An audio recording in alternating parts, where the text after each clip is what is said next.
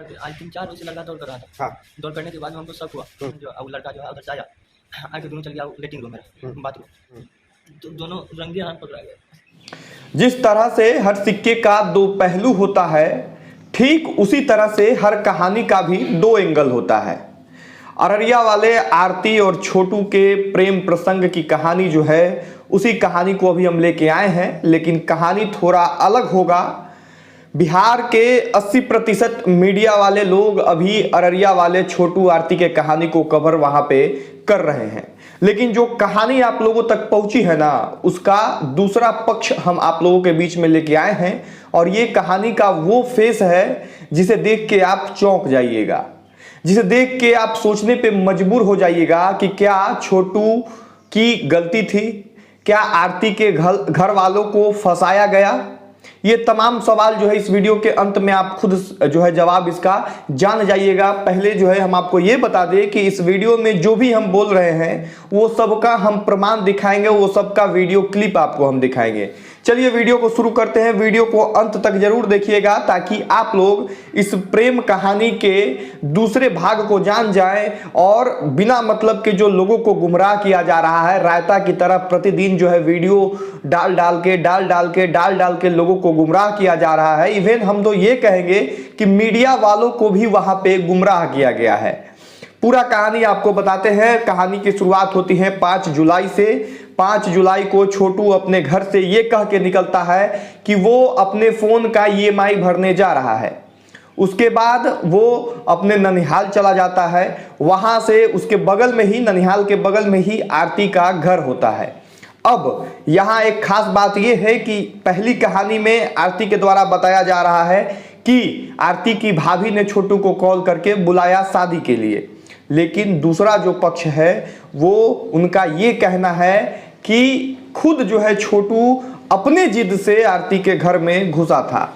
दोनों में से कोई भी पक्ष हो, हत्या करने लायक ये घटना नहीं थी, इसकी मैं निंदा करता हूं। लेकिन आरती ने खुद जो प्रेस कॉन्फ्रेंस में बातें कही है, उसे अगर आप ध्यान से सुने तो आपकी आंखें खुली की खुली रह जाएगी।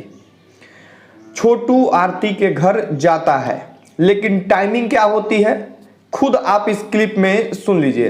वहाँ पे पहुंचे थे 2 बजे, हम समय नहीं देखे थे, मतलब देर रात पहुंचे थे जी। अब जरा आप ये बताइए कि आरती के ही फोन से उसकी भाभी जब सब कोई सो चुका है तब, यानी कि देर रात, ये 2 बजे बता रही हैं, लेकिन 1 घंटा 2 घंटा अगर पहले भी हो तो 12 बज रहा होगा। 12 बजे कौन सा लड़का किसी लड़की के घर में घुस जाएगा परिवार वालों के मर्जी से? ये सरासर गलत है या नहीं, आप कमेंट बॉक्स में बताएं कि 12 बजे रात के आसपास में किसी भी लड़की के घर में किसी लड़का का घुसना, किस नजर से आप इसको देखते हैं इस पूरी घटना को, और ये सही है या गलत। खैर, यहां से जो है इस कहानी की शुरुआत होती है।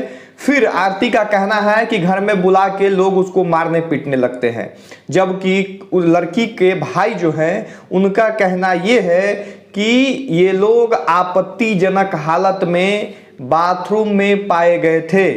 इसका आप क्लिप पहले देखिए। 3-4 बजे से लड़का दौड़ कर रहा था, आके दोनों चल गया लेटिंग रूम में, बाथरूम, दोनों रंगे हाथ पकड़ा गए। अब अगर आरती के भाई के द्वारा ये कही गई बात सही है तो 12 बजे या 1 बजे रात को किसी लड़की के घर में चले जाना, उसके बाद बाथरूम में आपत्तिजनक हालत में पाया जाना कहां से सही है? और जो भी कहानी हम लोगों को बताई जा रही है वो अगर ये बात सही है तो वो कहानी जो बताई जा रही है, जो पॉपुलर कहानी है, वो गलत है। तो गुनाहगार कौन होगा? आप लोग कमेंट बॉक्स में इसको बताइएगा इस बात के बारे में कि कौन गुनाहगार है। चूंकि किसी के घर में चला जाना, उसके बाद आपत्तिजनक हालत में पाया जाना, कोई भी भाई अगर होता तो वो मारपीट करता। दूसरी बात यह है कि एक प्लानिंग के साथ में छोटू की हत्या नहीं हुई है, ये मैं दावे के साथ कह सकता हूं। मैं भी गया था अररिया जिले के रानीगंज थाना क्षेत्र के लड़की के घर पे भी और लड़के के घर पे भी। हमने आसपास के लोगों से बातचीत की है और जो भी तथ्य सामने आया है उसके अनुसार जो है ये मैं दावे के साथ कह सकता हूं कि छोटू अपने जिद पे गया था आरती के घर। उसके बाद रात में आपत्तिजनक हालत में ये लोग पाए गए हैं। अब आरती के भाई जो कह रहे हैं कि बाथरूम में पाए गए हैं, उनकी नानी का एक बयान आया था कि घर में पाए गए हैं। इसकी पुष्टि हम नहीं करेंगे, लेकिन हाँ आपत्तिजनक हालत में पाए जाने के बाद ही उनके भाभी हो जाए या आरती के भाई हो जाए या उनके पिता हो जाए, ये सब लोग छोटू के साथ में मारपीट करने लग जाते हैं और एक कमरे में बंद कर देते हैं। और एक जानकारी ये भी है कि लगातार आरती के द्वारा जो है छोटू के घर पे कॉल किया जा रहा था रात से ही, लेकिन छोटू के घर से कोई भी आदमी जो है आरती के घर नहीं जाता है, जिसके कारण रात भर उसकी पिटाई होती है। और सुबह में जब छोटू के पिता वहां पहुंचते हैं तब छोटू जिंदा होता है, लेकिन इसी बीच किसी तरह से जो है छोटू की मृत्यु हो जाती है। यहाँ पे भी जो है करंट अगर लगाने की बात जो सामने आ रही है, तो लड़की पक्ष यानी जो आरती के परिजन हैं वो साफ तौर पे इससे इनकार कर रहे हैं। हालांकि पोस्टमार्टम रिपोर्ट अब तक आ गई होगी। आरती के परिवार वाले हो जाए या छोटू के परिवार वाले हो जाए, इन लोगों को चाहिए कि पोस्टमार्टम रिपोर्ट को जो है मीडिया के सामने रखा जाए कि क्या सच में करंट लगाया गया था, या करंट अगर नहीं लगाया गया था तो आज तक 15 दिन बाद जब ये मामला के बारे में मीडिया के समक्ष वो बात कर रहे हैं तो तथ्यों को क्यों छुपा रहे हैं। कहीं ना कहीं दाल में कुछ काला है, ये मैं दावे के साथ कह रहा हूं। बाकी उन तमाम मीडिया कर्मियों से आग्रह रहेगा कि अब इस मामले को और ना खींचे।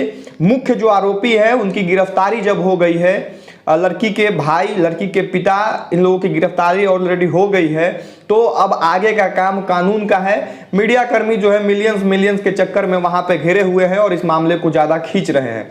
वीडियो को शेयर कर दीजिएगा, इतना शेयर कर दीजिएगा कि हर जगह पहुंच जाए और इस मामले का जो दूसरा पक्ष है वो पक्ष लोगों तक पहुंचे और लोग गुमराह होने से बचे। आप प्रयास न्यूज पे ये वीडियो देख रहे थे। मेरा नाम राकेश है। सबका बहुत बहुत धन्यवाद।